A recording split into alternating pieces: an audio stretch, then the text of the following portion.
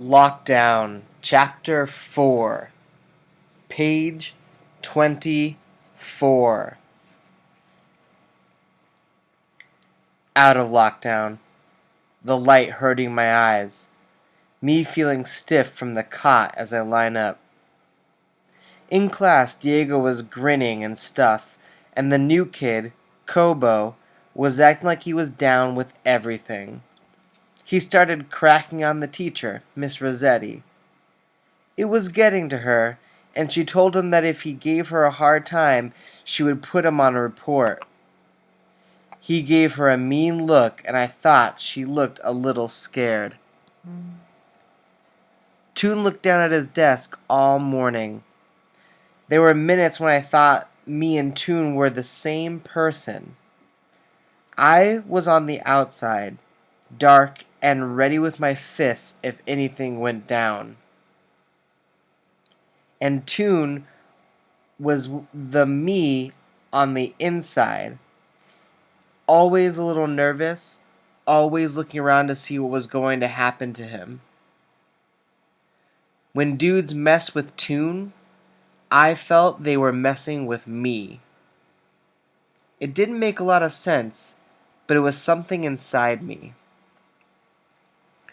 We got this big colored cook named Paris, and at lunch he was slapping meatloaf on everybody's plate like it was steak or something. He asked me if I wanted some gravy on it, and I said yeah.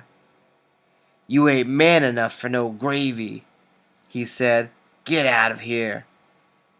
He was messing with me, but it didn't mean nothing. The gravy was probably foul anyway. Toon was in the mess hall when we got there. He looked real sad. But even when he was looking sad, he looked like a cartoon. Play came and sat across from me. I saw he had some gravy on his meatloaf. "Diego said that Toon cried when they were jumping him in," Play said. Shit. I knew that meant that he wasn't jumped in. He's going to do it to him again. Pew came by and we kept quiet. The afternoon was one of them terrible ones. The air was real still, and whatever Miss Rossetti said sounded like buzz, buzz, buzz. I kept falling asleep and jerking my head up until she told me to stand up. If we had been in regular school, I wouldn't have stood up, but I did because Miss Rossetti was okay. She wasn't trying to mess with anybody.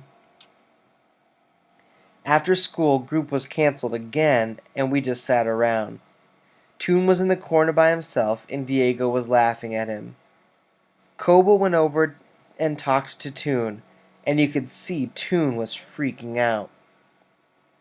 Play was playing ping pong with Mr. Pugh, but when it was just about time that we could turn on the television, he came over to where I was sitting. The new guy told Toon they were going to kill him because he punked out when they tried to jump him in, Play said. Get out of here. He told Diego to do him.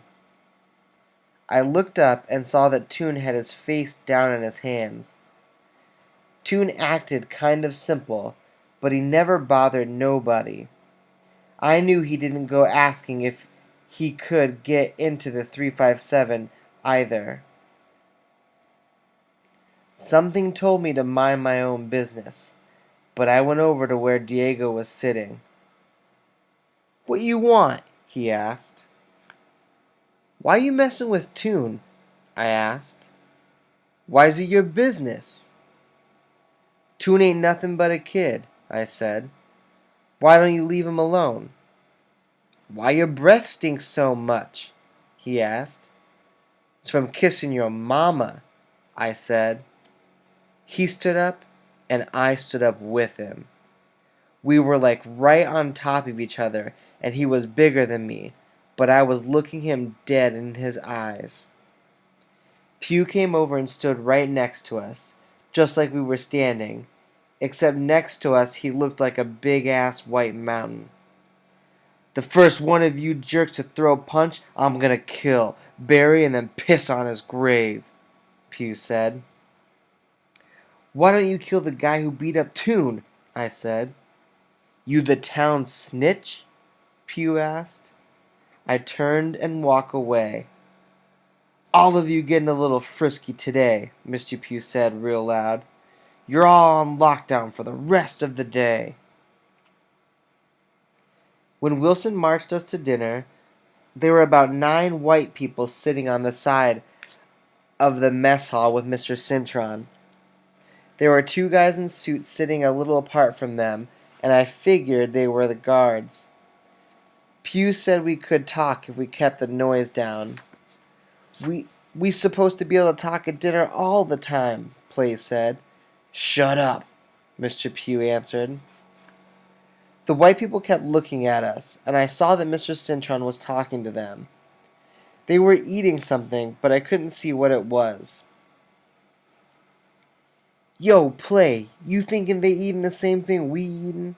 I asked, pointing to my 2 franks, sauerkraut, and mashed potatoes. If 1 or 2 of them curl up and die, then you'll know they got the same thing we got, Play said.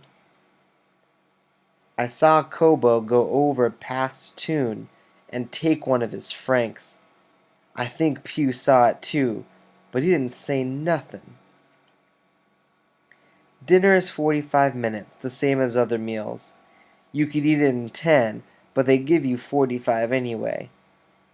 5 minutes before the dinner period was over, the visitors got up and left. Mr. Pew told us we had to wait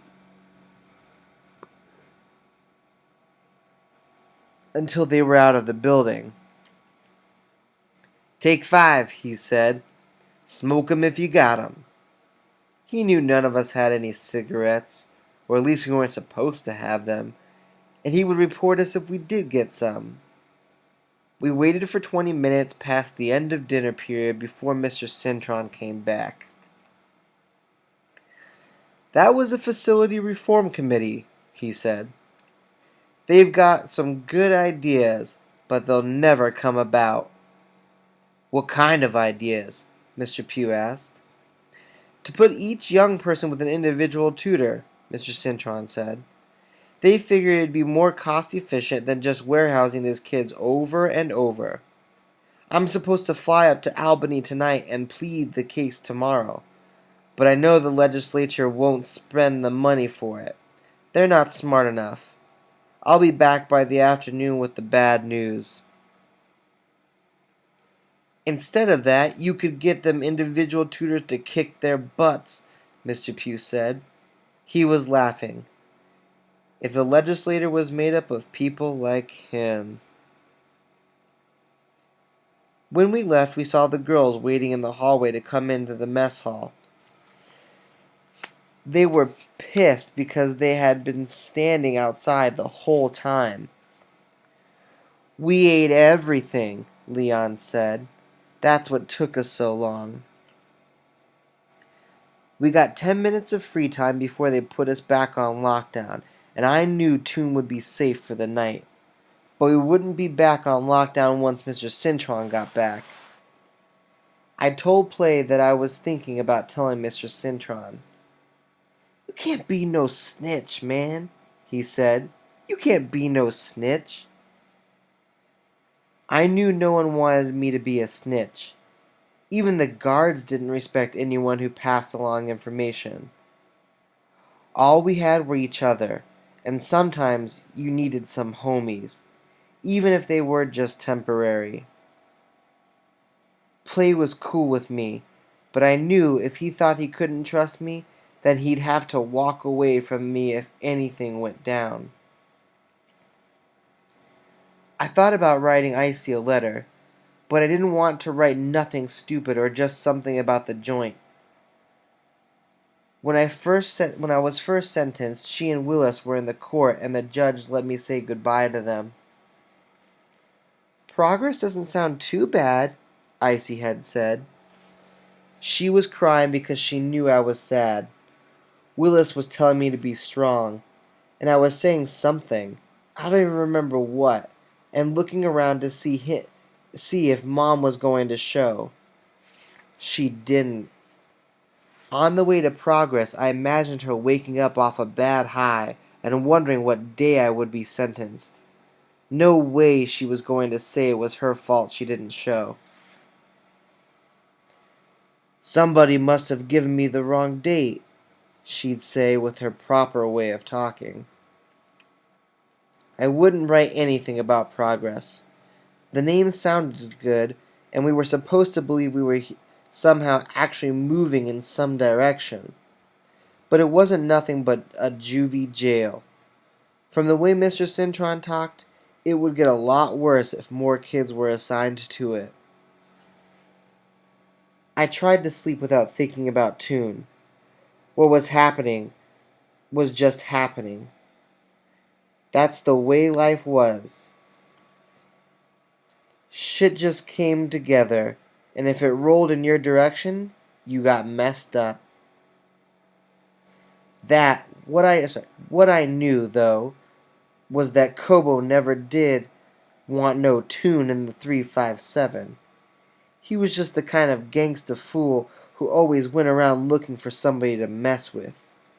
Luther was like that, too. Sometimes I think that's how he hooked up with Moms. She was weak enough to take him in, and he was mean enough to not care about nothing except himself. A month before I got arrested, he had met me on the corner of 145th Street, near where the bus depot was. He told me he didn't think I was his real son. That was supposed to make me feel bad, and it did. It hurt. But all I could think about was how I could get him back. I didn't say it, but I thought it. End chapter 4.